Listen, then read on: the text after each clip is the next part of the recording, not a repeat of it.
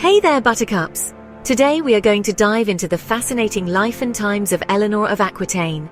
At separate times, she was the Queen of France and of England. She had 11 children, 3 of her sons would become kings of England, and 2 of her daughters would become queens. Her real-life story reads like a Game of Thrones novel. Let's get started. Eleanor was born circa 1124. She was the eldest child of William X, Duke of Aquitaine, and Eleanor de Châtellerault. Aquitaine was one of the wealthiest and most powerful vassal states within France at that time. Her early life in the culturally vibrant Aquitaine court, renowned for its liveliness and sophistication, contrasted sharply with the more austere courts of northern France and England.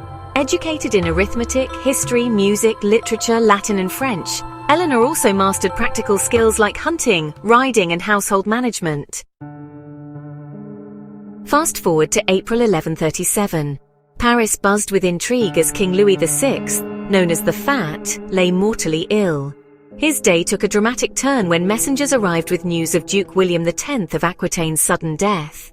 The Duke's will named his barely teenage daughter Eleanor as heir to Aquitaine, the wealthiest province in France, and placed her under King Louis's guardianship until her marriage. Though feigning grief, Louis greedily rejoiced inwardly. Aquitaine's riches would soon bolster the French crown. Seizing the opportunity, he arranged for Eleanor to wed his son and heir, Prince Louis VII. Fearing kidnapping by rival nobles, King Louis sent 500 armed men to escort the barely teenaged Eleanor from Aquitaine to Paris. This union, however, would unravel spectacularly, reshaping European history. On July 25, 1137, just 4 months after her father's death, the 13-year-old Eleanor married the 17-year-old Louis VII in Bordeaux Cathedral. The match was ill-fated from the start. Louis, originally destined for monastic life, but had become heir after his brother Philip's tragic death, caused by his horse tripping over a wild boar. Sheltered and devout, the monastery-educated Prince Louis contrasted sharply with Eleanor, a spirited noblewoman raised in Aquitaine's vibrant cultured court. Her grandfather, Duke William IX, was a renowned troubadour. Eleanor herself was educated, outspoken, and steeped in the South's affectionate traditions. When King Louis VI died days after the wedding, the mismatched teenagers became King and Queen of France. Eleanor, now Europe's most powerful woman, struggled in Paris's austere court. Clashes with her mother-in-law and Louis's pious advisors ensued. Worse, the couple faced mounting pressure to produce a male heir. Eleanor suffered at least 1 miscarriage, and their first surviving child, Marie, born in 1145, was a daughter, a disappointment in a realm demanding sons. As a side note, later in life, Marie would become Countess of Champagne when she married Henry I, the Count of Champagne. In 1141, tensions escalated between King Louis and the Pope when King Louis defied the Pope over an archbishop's appointment, which eventually led to his and Eleanor's excommunication from the church. Eleanor's attempt to broker a marriage alliance for her sister Petronilla further inflamed tensions. Petronilla had accompanied her sister Eleanor to the French court, where she met Count Raoul I of Vermandois, who was a married man and a cousin to her sister's husband. Count Raoul repudiated his wife and married Petronilla. However, the problem was, Petronilla was betrothed to Theobald II, the Count of Champagne. Theobald was also sheltering the Pope's choice for the Archbishop of Bourges. Hostilities between all parties involved lead to war with Champagne. Talk about political intrigue and complications. I did tell you that Eleanor's story reads like a Game of Thrones novel, and we are just getting started. In 1145, towards the end of the 2-year war with Champagne, disaster struck when King Louis's troops burned down not only the town of Vitry-en-Perthois, but also its church that was sheltering 1,500 civilians who died in the flames. King Louis removed his armies from Champagne and returned its lands back to Count Theobald. King Louis also accepted Pope's choice for the Archbishop of Bourges, and he shunned Raoul and Petronilla from the French court. Haunted by guilt, King Louis sought redemption by joining the Second Crusade, which took place between 1147 and 1149, answering the Pope's call to reclaim Edessa from the Seljuk Turks. Queen Eleanor accompanied him, leading Aquitaine's forces, a rare moment of medieval female leadership. The crusade proved catastrophic. During the crusade, King Louis argued with the Holy Roman Emperor and the Byzantine Emperor. He also insisted on acting like a pilgrim during the journey, which included vows of chastity, which then caused further trouble in his marriage with Eleanor. On their way to Antioch, while Queen Eleanor's troops were able to move ahead unmolested, King Louis's troops were meant to be the rearguard and protect the supply lines. However, King Louis's troops were ambushed by Turkish archers near Laodicea. The Battle of Cadmus was a humiliating military defeat for Louis. In order to shift the blame away from him, Louis claimed his troops were weighed down by Eleanor's baggage, which caused his line to be stretched out. The Principality of Antioch was ruled by Raymond of Poitiers, who was the son of Duke William IX, the troubadour, making Raymond Eleanor's uncle. In order to retake Edessa, Raymond and Eleanor wanted to attack Aleppo. However, instead Louis wanted to go on pilgrimage to Jerusalem, dragging his unwilling wife with him. So strategic disputes, Louis's aloofness, and rumors of Eleanor's closeness to her uncle Raymond of Antioch fractured their marriage. After Louis's refusal to support Raymond, Eleanor demanded an annulment, citing consanguinity. On their way home, on a subsequent visit to the Pope, Eleanor again asked for an annulment. Instead, the Pope offered marriage counseling and famously urged them to share a lavishly decorated bed. They produced another daughter, Alix, sealing their fate.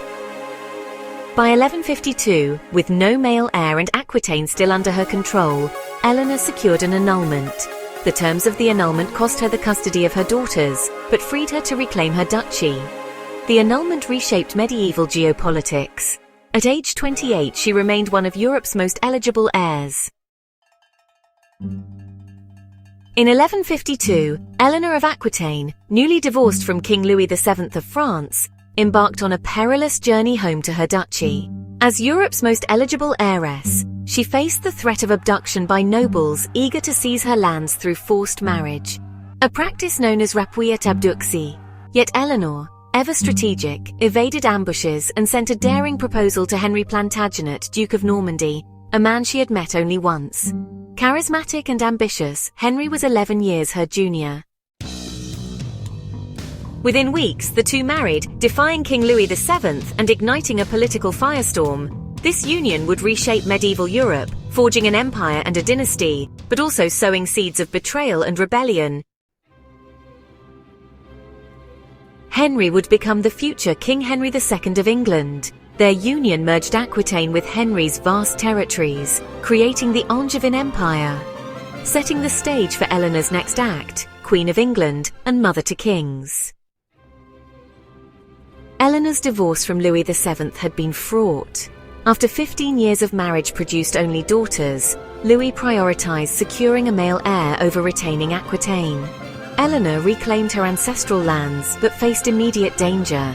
Her swift marriage to Henry was both a love match and a power play. Henry, already Duke of Normandy, held claims to England through his mother, Empress Matilda, whose disputed succession had plunged England into civil war, known as the Anarchy. The union merged Aquitaine with Normandy, creating a formidable bloc. Louis VII, once Henry's ally, was outraged. The marriage violated feudal loyalty and church law. Henry and Eleanor were closer cousins than she and Louis had been, yet Henry's ambition proved unstoppable. Months later, Eleanor was pregnant, and she gave birth to her first son, William. Then fate intervened in 1153. King Stephen of England's heir died suddenly, clearing Henry's path to the throne. By October 1154, after the passing of King Stephen, Henry and Eleanor were crowned King and Queen of England. While she was crowned, Eleanor was already pregnant with her second son, Henry the Young. Their marriage united their territories into the Angevin Empire, a realm stretching from Scotland to the Pyrenees. Eleanor's life as Henry's queen was marked by relentless productivity. Between 1153 and 1167, she bore 8 children, 7 of which would survive to adulthood, including 5 sons. Unfortunately, in 1156, her first son William died at age 3 from a seizure. Her fertility silenced critics who had blamed her for King Louis VII's lack of heirs. Yet her role extended beyond motherhood. As Henry campaigned to consolidate power, Eleanor acted as regent, governing England and Aquitaine.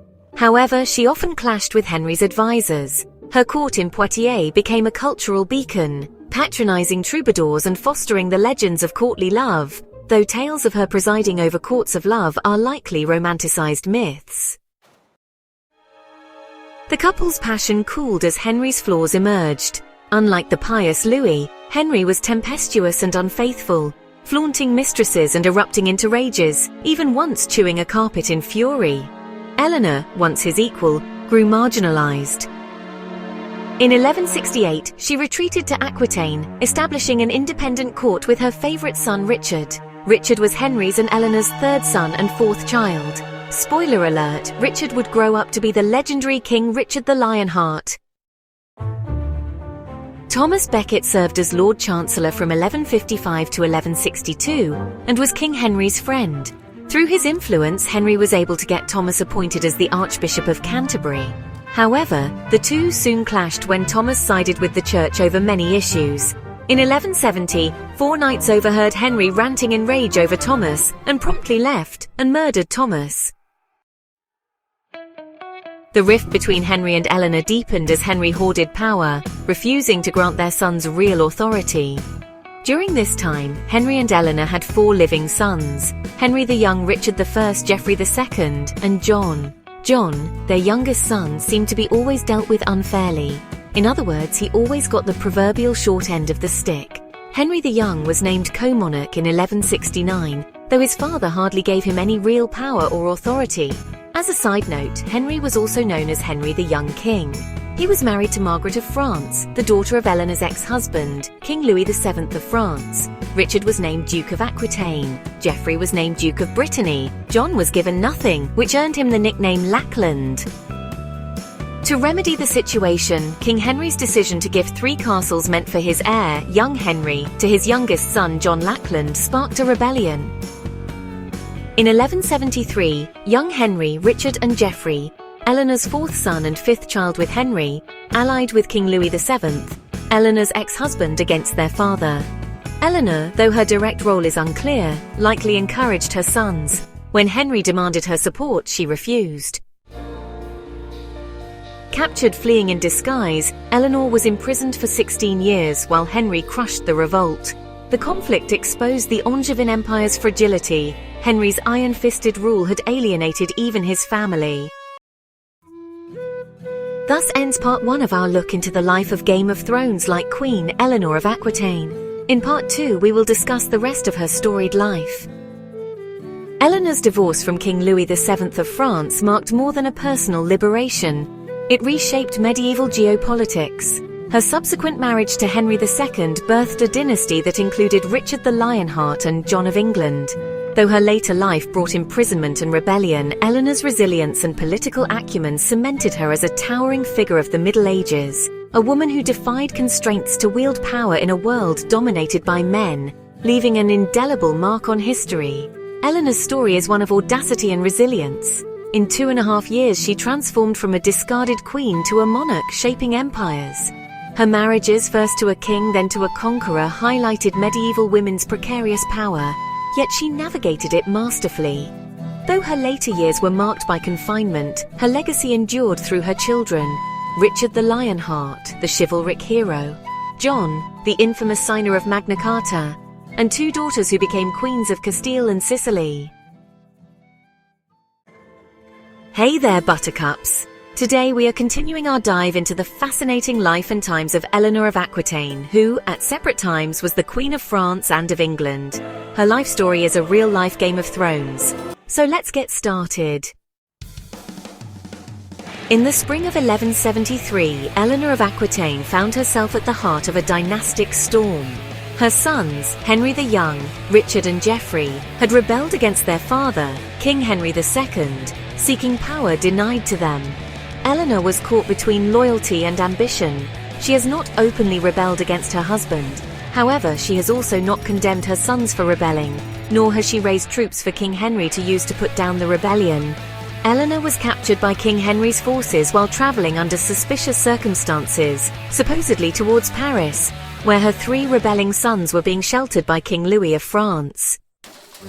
In the end, King Henry's forces were able to outmaneuver the rebelling sons' forces, and the revolt ended on September 30th, 1174, with the sons returning to their father.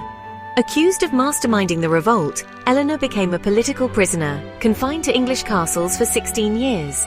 She was not allowed to see her sons, except during Christmas courts, which the 1968 movie, The Lion in Winter, with Katharine Hepburn, is based on. Eleanor was freed after King Henry's death in 1189, but that is just getting ahead of ourselves. Though her role in the rebellion remains debated, Henry used her captivity to quell dissent in Aquitaine and leverage negotiations with their sons. For Eleanor, the most powerful woman in Europe, this marked the beginning of a long exile from the world she had helped shape. However, during her imprisonment, Eleanor was able to negotiate the marriages of 2 of her daughters. Eleanor the younger was married to the King of Castile. Joan was married to the King of Sicily. Thus, 2 of Eleanor's daughters became queens, making her the mother to kings and queens. Henry's family, the Plantagenet family, was nicknamed the Devil's Brood for their tempestuous nature, and well, they really lived up to their reputation. While Eleanor languished in gilded confinement, her sons waged war against their father and each other.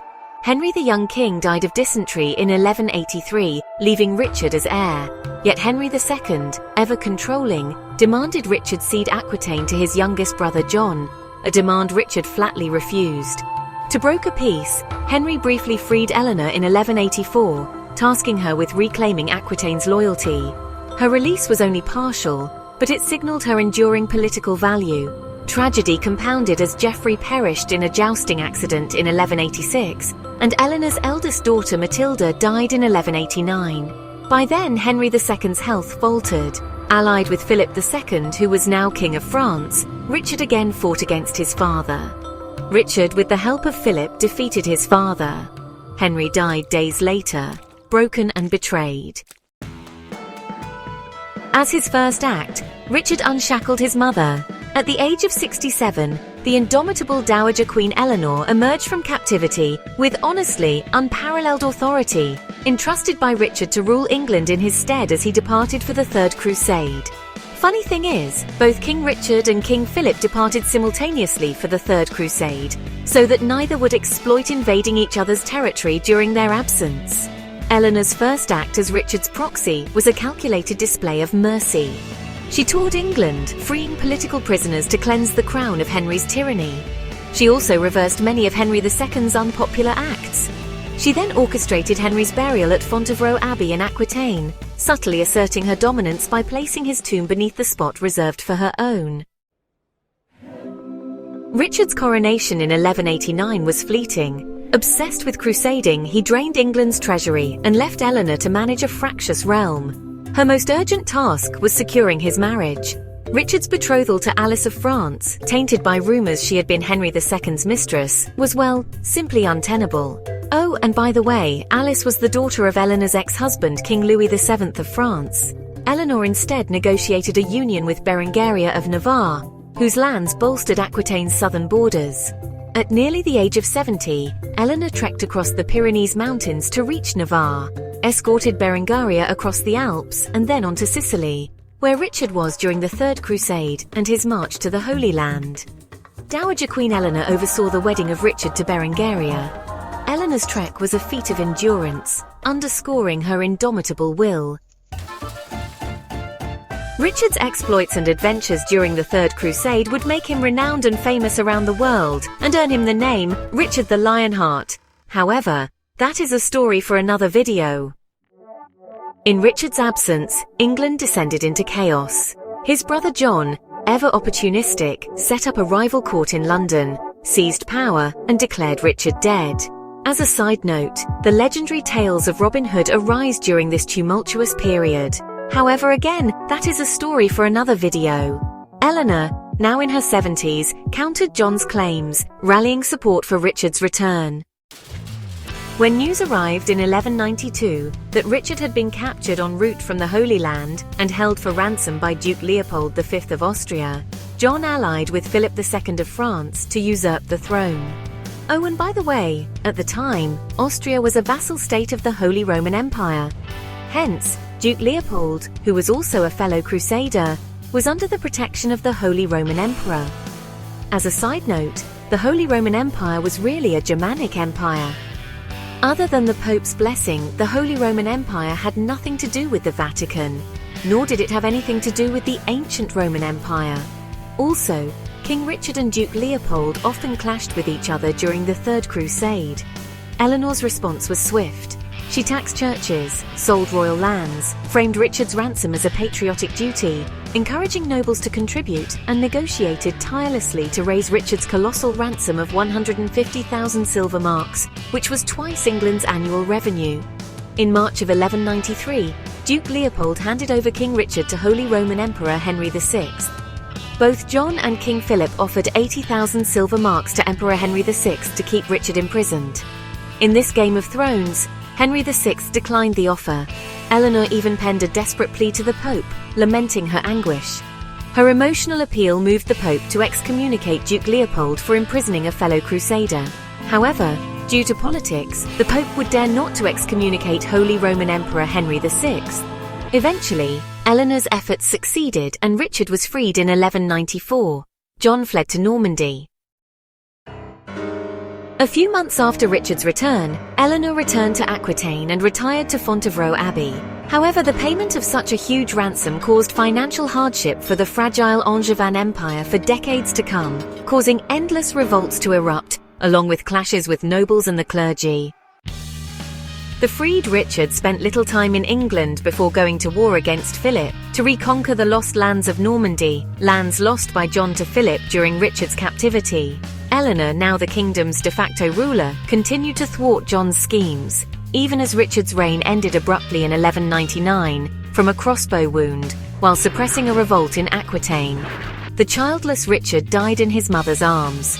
Actually, Richard did not have any legitimate children, but, believe it or not, did name John as his successor. Richard's final resting place would be Fontevraud Abbey, where his father was buried, and where Eleanor would also be buried at. With John crowned as king, Eleanor and John faced new threats. But first, as a bit of background, in the year 1187, barely 7 months after Geoffrey's death in 1186, his son Arthur was born. Arthur was also Eleanor's grandson and Richard's nephew. Originally, Richard and Eleanor wanted Arthur to be the heir to the throne. However, since the age of 5, Arthur grew up in King Philip of France's court. Fearing Arthur's loyalty would lie with France instead of with the Angevin Empire, Richard, with Eleanor's encouragement, named John to be his heir during the latter years of his life.